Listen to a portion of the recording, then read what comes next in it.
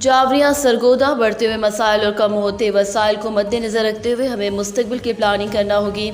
آنے والے دنوں میں جو بھی جنگیں ہوں گی وہ پینے کے پانی کے مسئلے پر ہوں گی، اسی لیے ضرورت ہے کہ ہم پانی کے استعمال اور اس کو بچانے کی پلاننگ کریں۔ یہ اسی وقت ممکن ہوگا جب تمام لوگ پانی کو نعمت جان کر اس کو ضائع ہونے سے بچائیں۔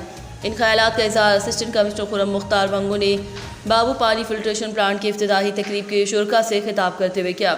انہوں نے کہا کہ پاکستان میں 80% زیر زمین پانی ناقابل استعمال ہونے کے ساتھ ساتھ بڑھتی ہوئی آبادی کے پیش نظر اس کی زیر زمین سطح بھی کم ہو رہی ہے۔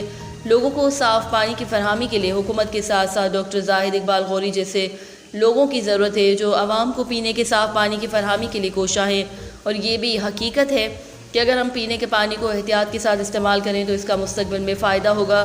ضرورت اس امر کی ہے کہ پینے کے پانی کی فراہمی میں جو رکاوٹیں ہیں انہیں دور کرنا ہوگا۔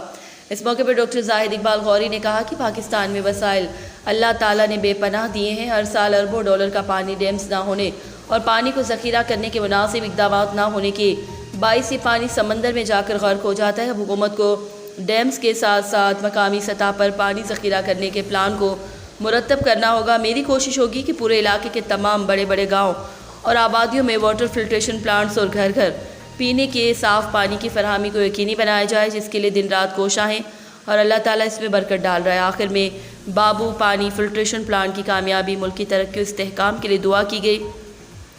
تقریب میں علاقے کے لوگوں کی کثیر تعداد نے شرکت کی اور ڈاکٹر زاہد اقبال غوری کی کاوشوں کو سراہا۔ رپورٹ ظفر عباس، تحصیل رپورٹر، شاہپور، جاوریاں۔